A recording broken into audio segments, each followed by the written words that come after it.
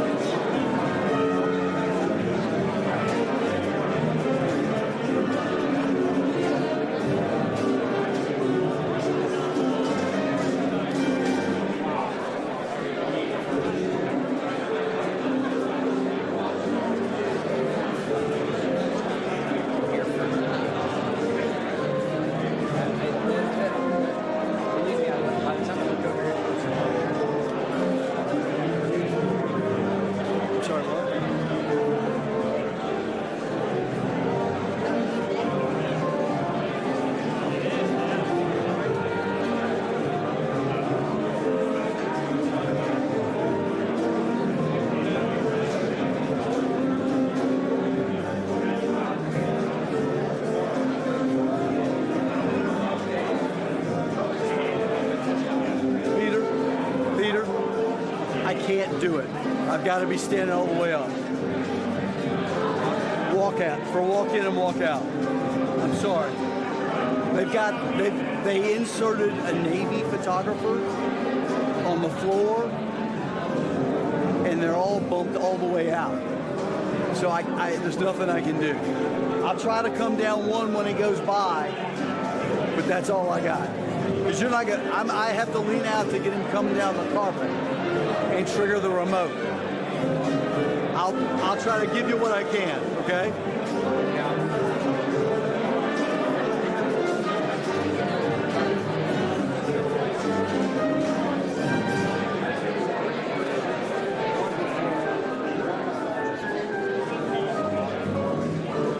I mean, you're not going to ask a question, are you?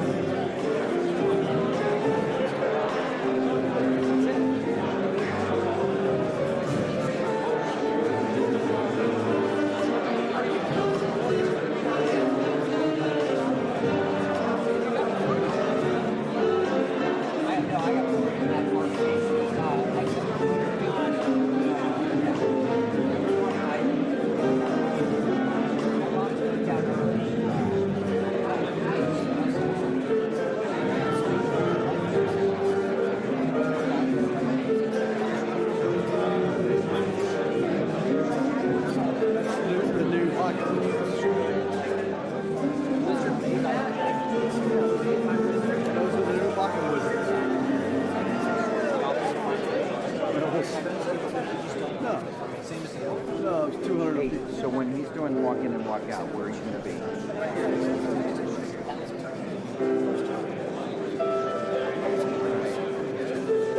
Yeah.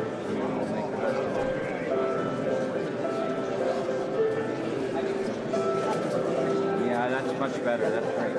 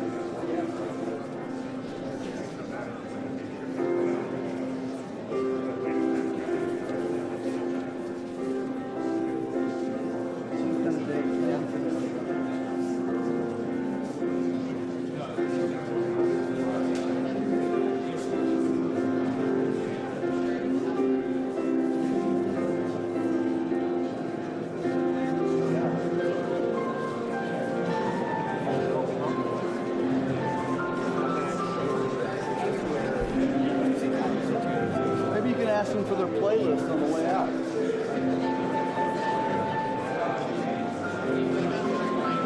Not enough show tunes for you? Really? What do you like?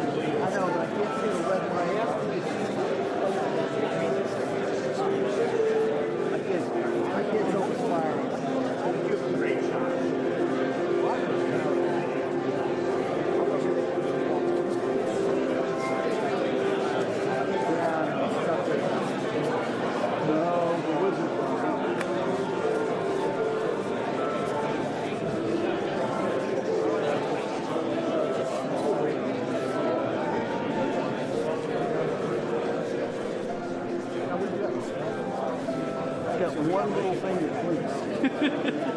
So I'm hoping it doesn't do its thing. So, yeah. So it's the chip. Look on the back of this one. See thing says, has the camera symbol at the very top? Oh, yeah. That's how it does.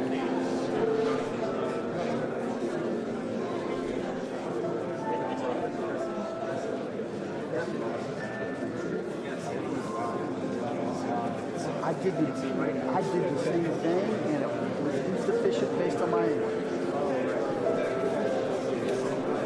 Thank you, my brother. Very kind. It's the first time using it, so everything's an experience. It's supposed to be better. Terrell's been testing them in LA.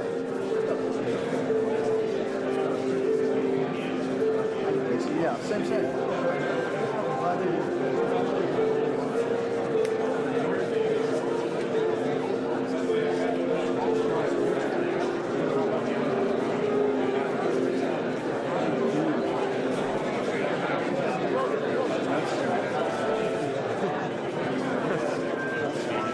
They're supposed to be backwards.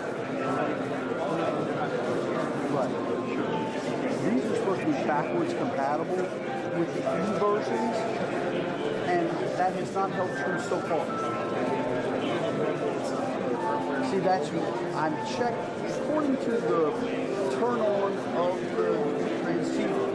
It says I have the E-release firmware. Ladies and gentlemen, But- please welcome the 2025 Commander-in-Chief's Training for the United States Naval Academy Midshipmen.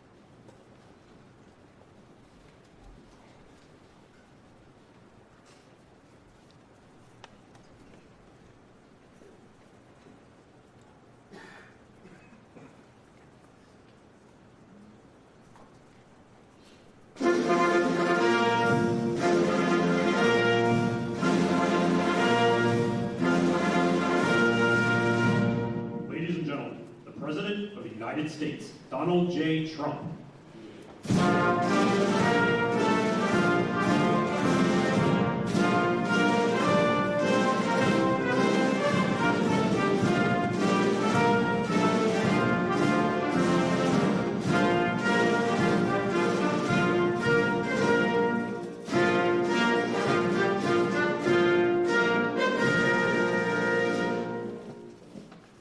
Thank you very much, please. I want to begin by just saying we're doing extremely well in Iran. The difference between them and us is they had a Navy 2 weeks ago, they have no Navy anymore. It's all at the bottom of the sea. 58 ships knocked down in 2 days. And we have the greatest Navy anywhere in the world. It's not even close. So we are doing really well. We're not going to let them have nuclear weapons.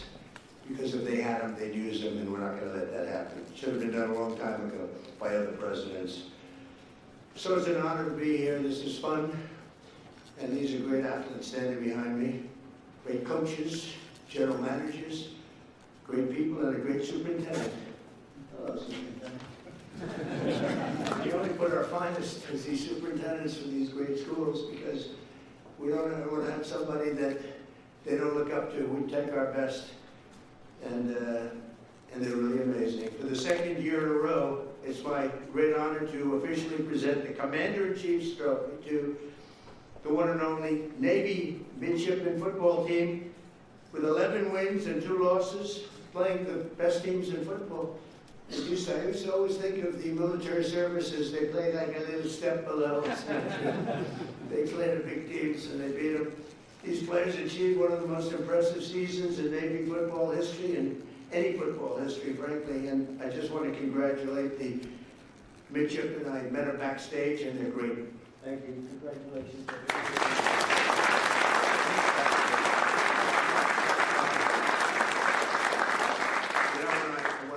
Mentioned the Navy that we just destroyed, I said, are they good ships? Yeah, they're great ships. And I said, why didn't we save them? We could have used them ourselves. They said the difference was they didn't know how to use them. Right, General? They didn't know how to use them. They had no idea. But I want to recognize Navy Athletic Director Michael Kelly, who has just done an incredible job. Thank you very much.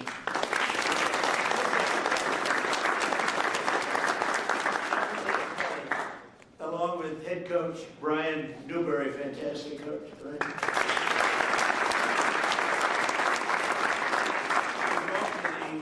The second best start for any football coach in school history. What's second? Who's first? That must have been a Roger Staubach here, maybe, or something. Because I tell you what, I got to watch Roger Staubach, and he was something. It was like, I have to say, I said it, and some people were insulted by it, but it was like a man playing with children. He would single-handedly win those games. It was incredible. Thanks as well to your superintendent, Lieutenant General Michael Borg-Schulte, who is an accomplished Navy linebacker, a very good one, back in the day. We're also pleased to be joined by Secretary of War Pete Hegseth. Now, I don't know if he's here because I actually told him he had an option, be in the sit room, you know, the famous situation, but be up here. And if it's okay, I told him, but I think he has 2 very beautiful sons up here. They're the best, Boone and Jackson. Are you 2 guys? Well, I told your father, just be in the situation room. We're okay with that, right? I think so. Right, Coach? Coach, I think you're okay. So Boone and Jackson, someday you'll be on this team maybe, right? Would you be a Navy, Army, Air Force? Which one? Take Navy. Just say Navy. Okay. I don't want to get them in trouble. And your father's doing a fantastic job. And also the chairman of the Joint Chiefs of Staff, Dan Kane. So Dan is unbelievable, and I picked him for a reason because I was told it would take 5 years to beat ISIS by our television generals. You know, there's a big difference between generals, just like there is between coaches and everything else. They said, sir, 5 years, and I went to Iraq because I didn't understand why 5 years, and I met this general, and his name was Dan Kane. I said, what's your name? He said, Raisin, sir. I said, really, Raisin? What is that? Raisin? Oh, it's just my nickname, sir. What's your last name? Kane. I said, your name is Raisin Kane? You're the guy I'm looking for. And it turned out to be right. So they told me it was going to take 4 to 5 years to knock out ISIS. And now I'm in Iraq. I come down and meet him, some other generals. He was the boss. And I said, how long would it take for you to knock out ISIS? He said, 4 weeks, sir. I said, 4 weeks? They tell me 4 years, maybe 5. He said, well, whatever they want, sir. They're the boss. I'm just here.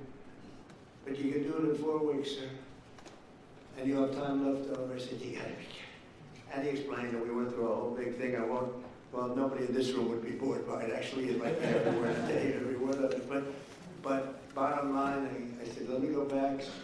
But as I'm leaving, it was very interesting. I'm walking down the stairs, long fight.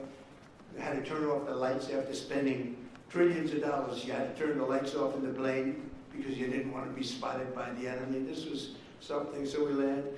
And he said, sir, would you like to rest for a while before we have a meeting? I said, I don't have to rest. My name's not Biden. I'm not resting. And we had great meetings. And then I got back in the plane and I said to him, so General, you say 4 weeks, we mean that, 4 weeks, sir, and you'll have time left over. He said, I'll call you on Monday when I get back. And I called him, I said, you still feel that way, General? He said, yes, sir. And I let him do it. He did it in less than 4 weeks. He defeated ISIS. It was amazing. What a difference You know, I always say, what a difference the president makes. The border. They said, it can't be done without Congress. It will take years. We did it in about 3 weeks. We have a border that's now 9 months in a row. Nobody's come into our country illegally. I'm not even sure if that can be right. But the Democrats keep the stats. So they say, I mean, they have 0 people came in through our border. You see it, right? And I said, the president makes a big difference. Well, the generals make a big difference too. But I told him, I said, Dan, if you don't mind, stay in the Situation Room and you watch all those attacks that we're hitting those guys with, and they don't know what's happening. Their Navy's gone, their Air Force is gone, their anti-aircraft is all gone, it's all gone.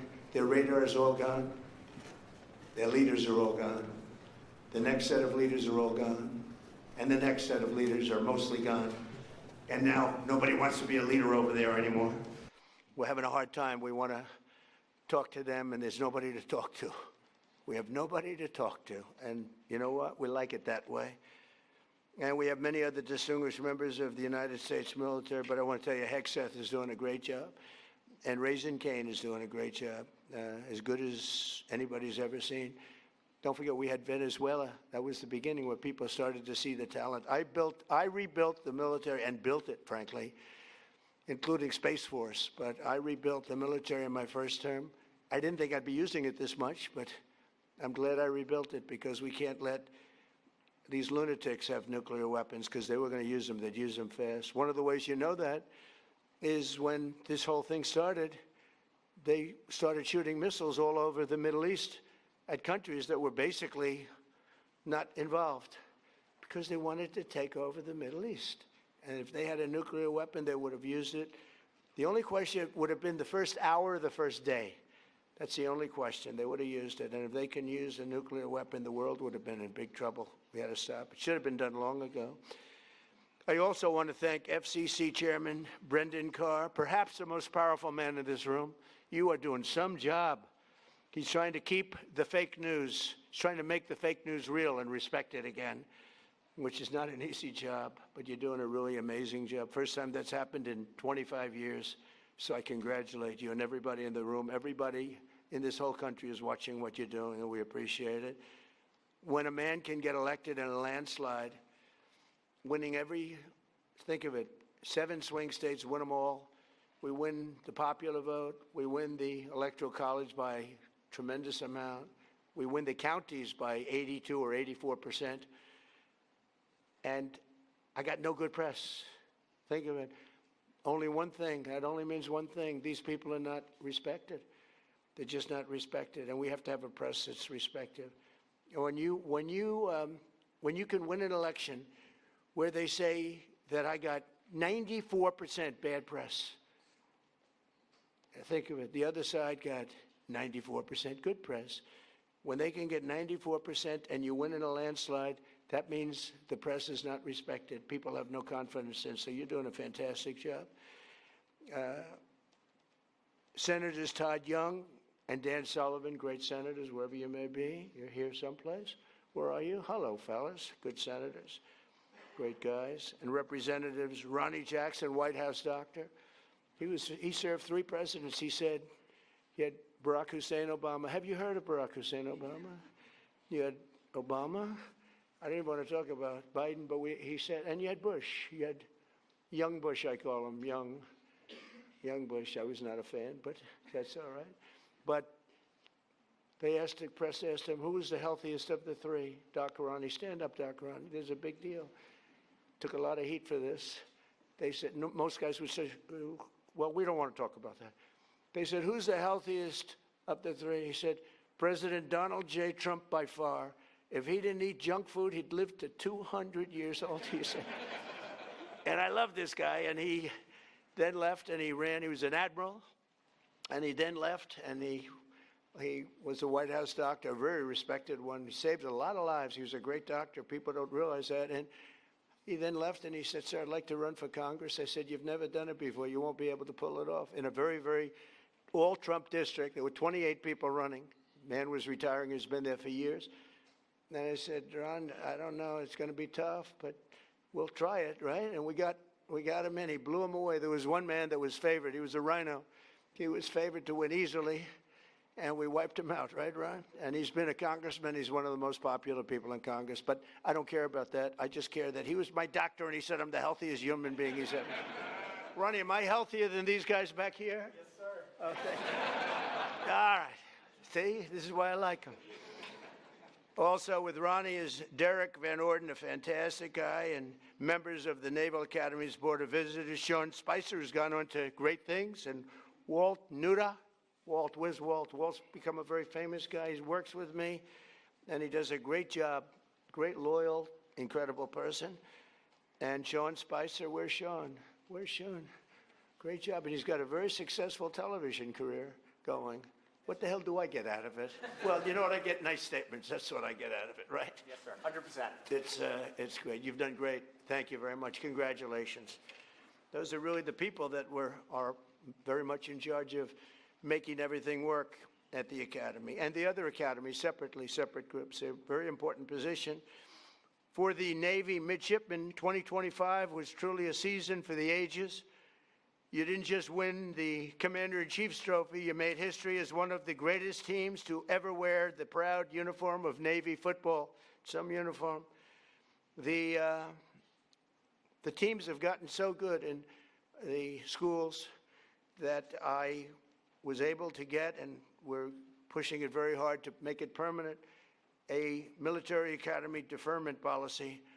So, because you have some people here, you know, when I went on the field and I threw up a coin, I'm standing next to these guys, they were monsters. I said, look at the size of these guys. I thought they were supposed to be smaller. I thought you had sort of restrictions on size, you know? We got rid of that because some of these guys were extremely large. And we have the NFL teams here also. When whoever wins the Super Bowl, they come. The baseball teams, we had the Dodgers, we have them all. But I saw the size of these guys, so I got used to it. And I said, these guys are as big as the NFL. And at one of the visits a while ago, first term, they asked me, they said, sir, we have a hard time recruiting because a player, if he's really good, he can't do the 4 or 5 years in the military service. Could you would like to do a military academy deferment policy? I immediately knew what he meant. And we got it done. And it allows you to defer your service until after your career. So if you go in the NFL for 10 years, so now everyone wants to join. So do I get credit for this successful team then? The superintendent's going to say yes. I don't know about the coach. I don't know about Kelly. But the coach, I think, it made your life a little bit easier. It was tough. It was tough for the teams when they used to have to play guys that were twice their size, right? So they did good. They had better heart. They have the best heart in the business, but size does matter. And so what we did is we got that so you have a deferment, so a lot of people are able to join now, and they do their service later. They're great patriots, but that would be a lot to ask. And I think it's helped your teams really compete at the highest level. The team was led by your incredible senior class, and that includes the co-captain and star quarterback, Blake Horvath, who is fantastic. Where are you, Blake? Wait a minute, you were a player. I was at that game. He's a player. Yeah, but good everything. You can run it, you can throw it. What do you think, NFL material? Sure. You have no choice, you have to. Thank you. Stay up here if you want. Look at this guy. He walks up. Most of them just stay there. Just, they don't want to. Very good. Look at him. I can't get rid of him.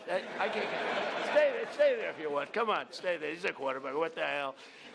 But he ends his college career as one of the most accurate Navy quarterbacks of all time with an astounding almost 60% completion rate, second only to the man we just spoke about, Roger Staubach, who was unbelievable. He was unbelievable. He served 5 years, and then he came in, and came in at like 27 or something, and he was phenomenal as an NFL player. Likewise, senior wide receiver Eli Haydenreich scorched opposing defenses all year long. They've been writing about him, a lot of stories, setting a school record for receiving touchdowns. And you do need a quarterback for that. Where's Eli? Where's Eli? Come here, Eli. Get over here. Look at the size of this guy.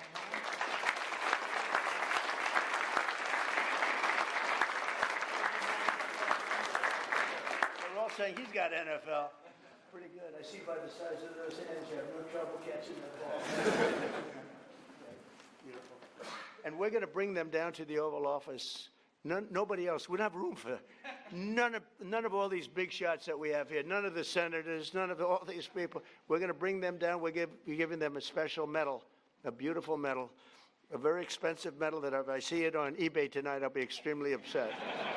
All right, so we're going to all march down there later. Congratulations. Thank you very much. That's great. Very nice that you say that. The whole team is pointing at you. Are you looking to go NFL if you can? Yes, sir. I'm hoping to. Okay, good. That's great. I'll bet you make it. So we have Eli and setting all the school records for receiving touchdowns, earning a spot at the NFL Combine, and cementing himself as, without a doubt, the greatest wide receiver in Navy history. That is not bad. Did you do the Combine? Yes, sir. How did you find it? Were you impressed by the athletes? I was, yes, sir. Were you as good as them? I like to. Were you better? They're all saying they like you. They all say he's better. Good. I can see it. We're going to watch, okay? We're watching all you guys. And let's not forget one of the strongest athletes the Navy has ever seen. Oh, this is the guy I want to meet. Who was named a first-team All-American. You can't do better than that. On 5 different organizations. So 5 groups named a first-team All-American. Senior lineman and co-captain Landon Robertson. Where's Landon? Where's?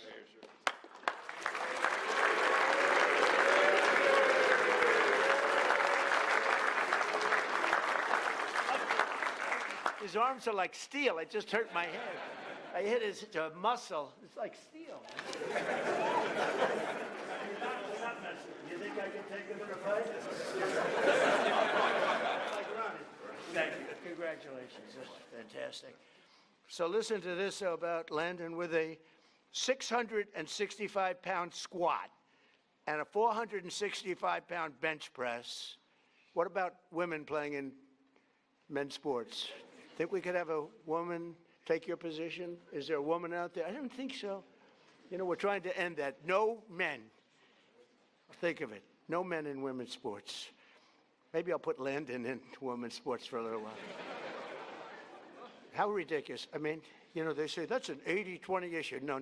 That's a 99% issue. It's amazing. Thank goodness the Democrats keep pushing these things. Open borders, transgender for everybody, and they want to have men playing women's sports. So Landon has some really big records, and he's so strong that the team had to special order a longer barbell. I see, because the barbell would break. That's crazy. Is he the strongest one on the team? Huh? No doubt with all you big, strong guys. Look at this guy again. What do you think, man?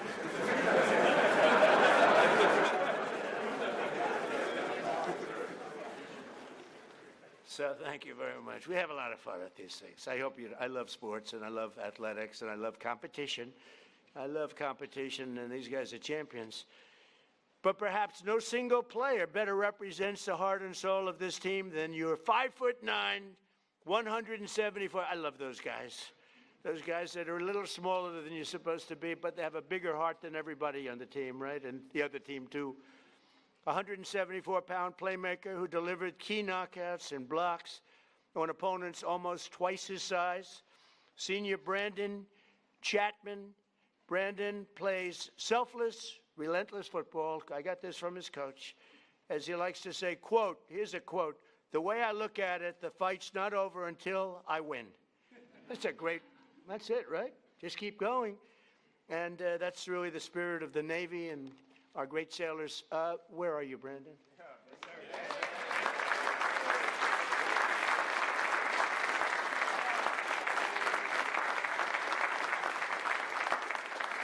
They love them. Boy, I tell you, you don't have players like that. You don't win. You just can't win. You need people like Brandon, and they all have that big heart. It's very tough when you get into that elite group. When you beat those schools that are big and powerful, it's a pretty amazing thing. This group of winners opposed and opened the 2025 season with 7 straight victories, including a thrilling win over one of your top rivals. It's always tough, too, Air Force. Coach, Air Force is always tough. What is that? I mean, they're always tough. You beat them, but they always seem to have they have a good record, and they always seem to do well, right? But no problem with this team, right? What was the score you won by, Coach? Was it a close game or not that close? 1 by 3. You won a couple of close ones, but you won. Doesn't really matter as long as you win, right? So that's great, Coach. But as every Navy football player knows, you don't make it to the White House unless you also triumph over Army on that second Saturday of December, which is the whole deal. I was at that game. It was amazing. It was an amazing game. The spirit, and I have to say, they introduced Trump. The place went crazy. There were no, let's give a little boo. There wasn't a boo in the house. Even the fake news couldn't say. I've gone to games where I would say I got 97%, but there might be one person, boo, boo. They cover that person. They interview that person. That person becomes a star. But they couldn't find any person at that game. That was some game. It was some scene in the historic 126 Army-Navy football game.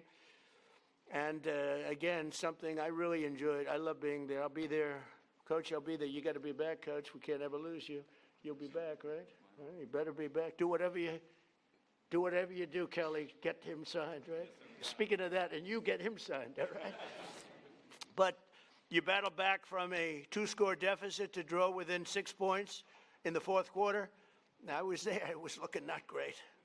It was not looking great. Fellas, you know, I can't say I was rooting for you, but I did want to see that commander-in-chief deal. Is a big deal, right? And it only happens if you win, and it wasn't looking great. With time slipping away, Navy mounted one final drive, and you marched downfield, nearing the goal line after running back Alex Teska broke loose into the secondary, which was amazing, for a huge 24-yard gain. Okay, where's Alex? Where's Alex? I saw Alex before.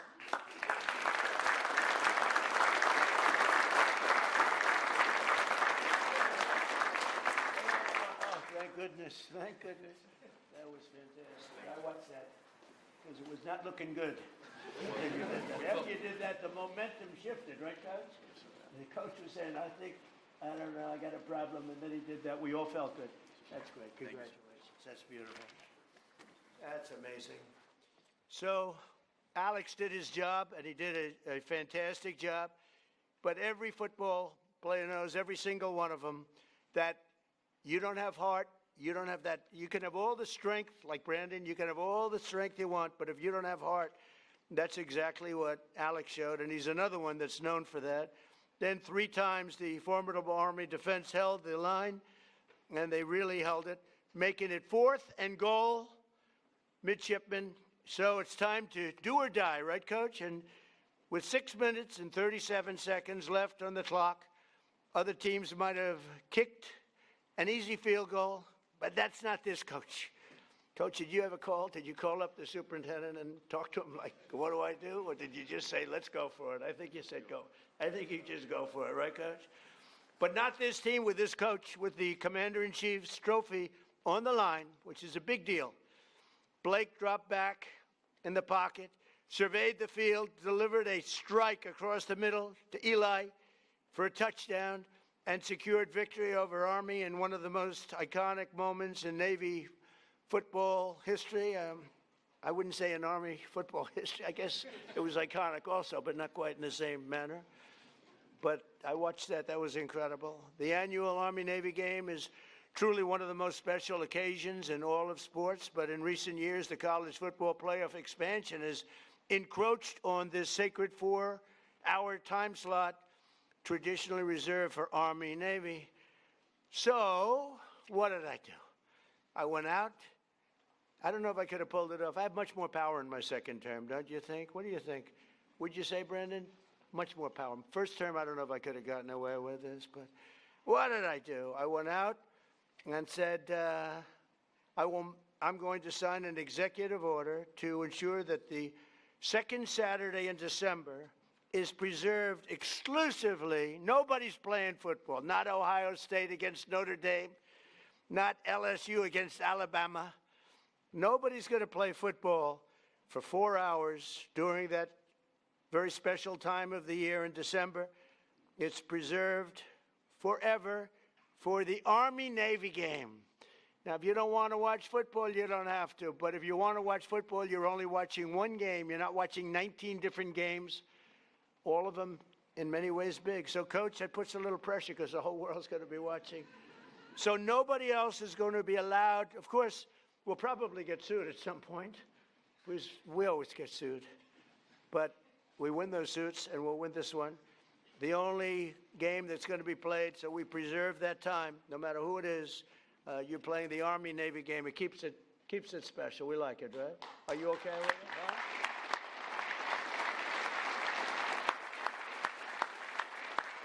And just simply, we don't want other college football games over, playing over us. And frankly, I'd always watch the Army-Navy game anyway, but you don't know. You get some of these games, they're pretty tough, and pretty good, and they're pretty tough. And they'll be able to play, but they'll play after 7 o'clock, I think.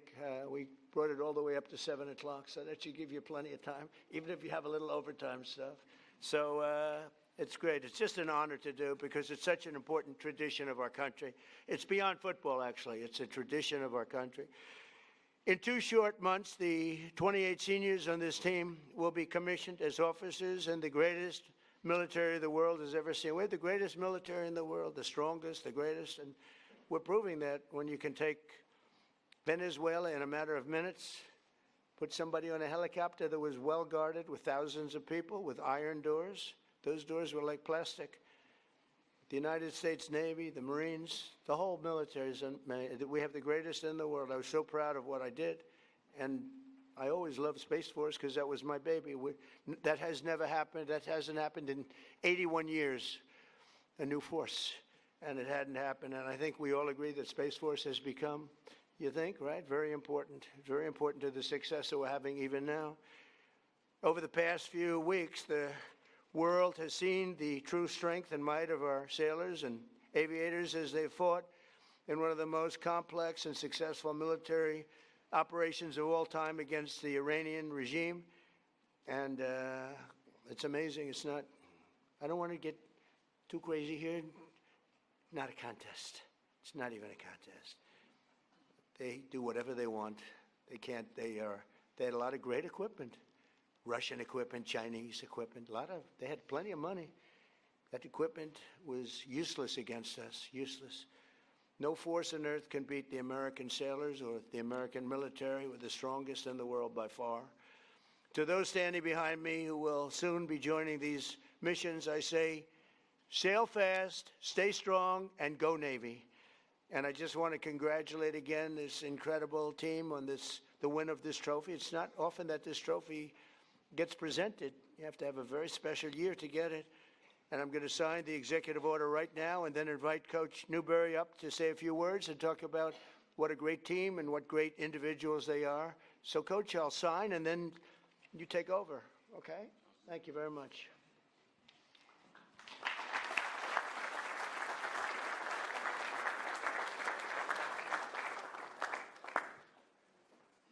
This is not an auto pen. Imagine taking it and say, would you please have this signed? Somehow, I don't know how they got by that. It didn't work. Let's go.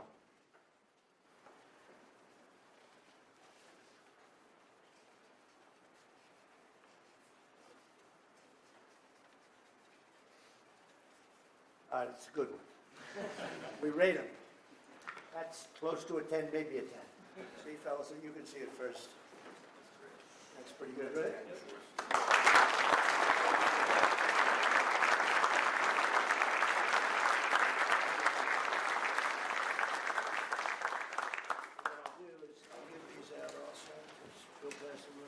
If you're going to get them down at the office, you're going to get that up there for a mistake.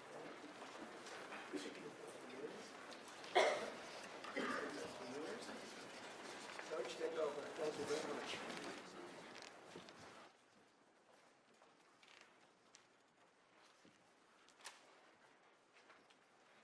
Good morning. Thank you, Mr. President. Thank you for signing that executive order, protecting the sanctity of the Army-Navy game. It's a game with a soul, and it deserves to be protected. Thank you very much. Thank you to you and your staff, your gracious hospitality, and for making today's ceremony possible. Thank you to the distinguished guests and everyone in attendance for being here to recognize this team and this exceptional group of young men. On behalf of our players, our staff and their families, our superintendent, General Michael Book-Schulte, and our athletic director, Michael Kelly, it is truly an honor to be here. We're grateful and humbled to be back again. As I shared last year, it's been our goal to return to this stage many times during your tenure, Mr. President. There's no higher honor in our program than standing here representing the Naval Academy, the entire brigade of midshipmen, the Brotherhood, and all the men and women who serve and have served in our Navy and Marine Corps. These young men understand that wearing the Navy uniform comes with a responsibility greater than football. Each day they strive to live up to the core values of honor, courage, and commitment, and the standards of those who came before them. Leaders of character who have gone on to serve our country with distinction. What they accomplished this season is a direct result of that ethos and mindset. The players here on stage and to my left in the audience are some of the very best our country has to offer. In just a little over 2 months, these 28 seniors standing behind me will graduate and commission as officers in our Navy and Marine Corps under your command, Mr. President. They will do so with character, discipline, and the values that define this institution. I also want to recognize our fellow service academies, the United States Army and the United States Air Force.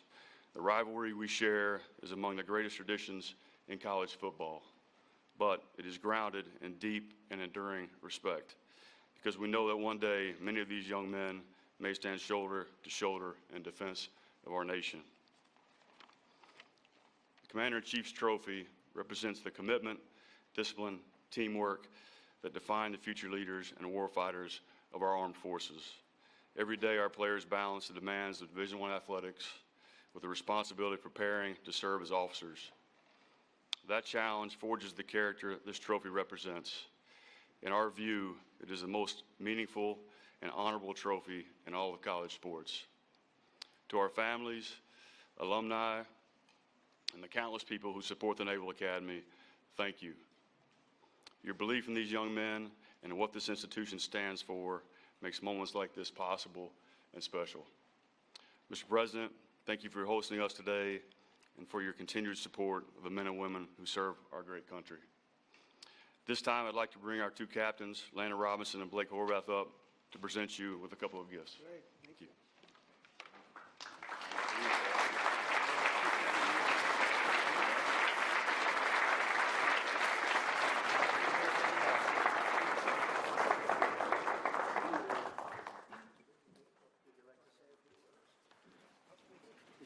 Sure. Well, first, Mr. President, it's just an honor to be here. Football, this is very heavy. I know. Strong neck. Like you said, well, you're the healthiest guy here, so you got the neck to do it. Yes, sir. So just want to say thank you so much for having us here. Absolute honor. And last year, I was hesitant to say it's a once-in-a-lifetime experience, right? Because I knew we'd be back this year. So I'm glad I can now say it's a twice-in-a-lifetime experience. And just couldn't have done it without our whole team here, right? Our support staff, from the strength and the trainers to all these guys and all the guys who are still at school right now in class. Thanks to all of them, and just for everybody for supporting us. And, go Navy, beat everybody.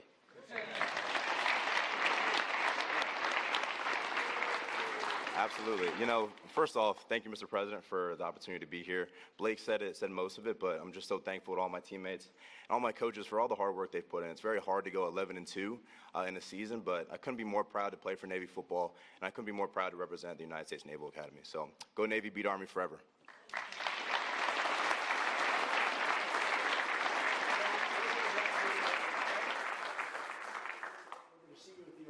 Now, anybody does not want to go to the Oval, please raise your hand. Thank you. See you in a couple of minutes. Sure. Thank you, everybody, very much.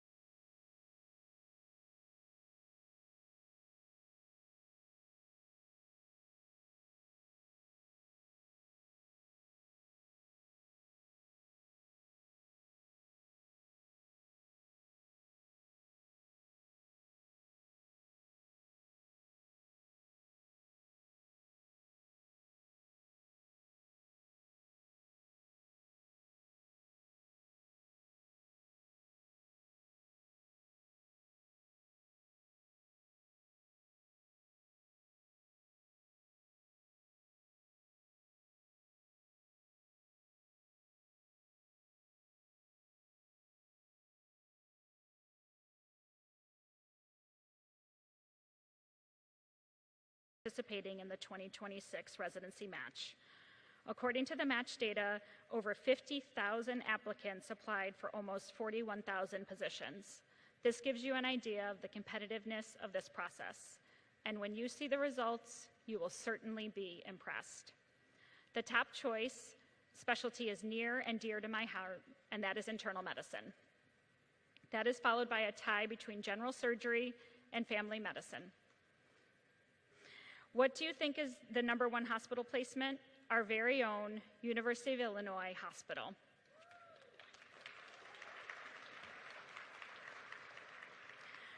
Followed by the University of Chicago.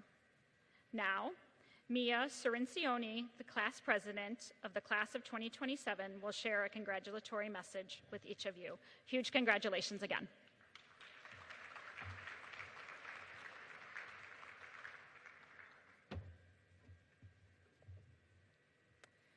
Good morning, class of 2026. On behalf of the class of 2027, thank you for being truly exceptional leaders. You have somehow managed to guide, support, and uplift us through completely unfamiliar territory, all while surviving and thriving in the rigor of your own training. From our very first days on campus until now, you have been our role models, mentors, tutors, and go-to sources for both wisdom and reassurance, leaving a lasting mark on both the University of Illinois College of Medicine and the class of 2027. Today, you are moments away from discovering where your years of dedication and perseverance will take you next. The late nights studying, early mornings, and alarm clocks that felt personally offensive have all led you to this moment.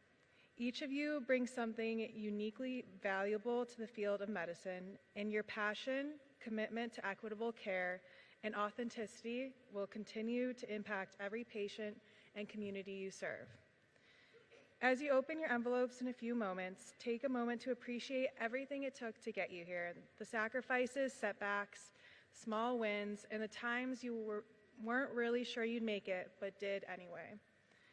Wherever you match, whether it's exactly where you envisioned or something completely unexpected, you earned it. Your class is defined by compassion, excellence, and unwavering dedication, plus a very refined relationship with caffeine, and the future of medicine is in very capable hands. It's been a privilege to learn from you all, so please raise a glass or coffee to congratulations, class of 2026.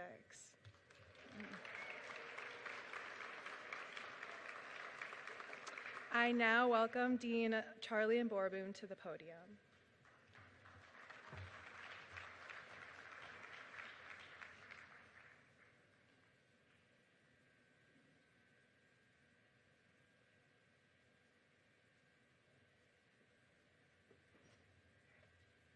I'm going to give like a little pause. So one, congratulations everyone. We're a little bit early with all of this, so we'll have a bit of time. So I'm just going to, give some instructions and repeat it a few times. All right. So good morning. Today we are here to celebrate your match. Congratulations to all of our students, families, and loved ones. We're so very proud and happy for each of you. We get a round of applause for our students.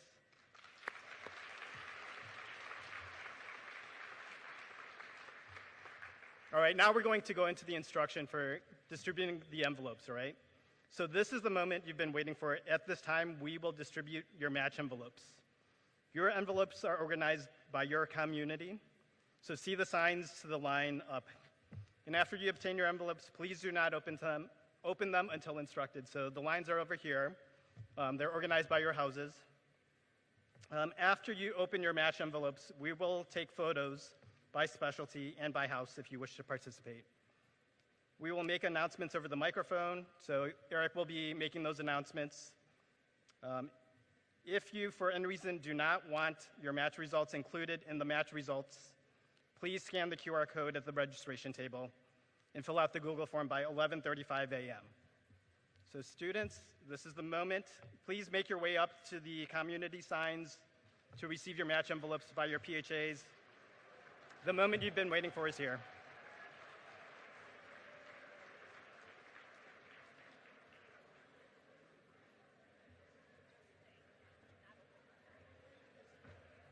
And I'm going to repeat again, do not open your envelope until the countdown.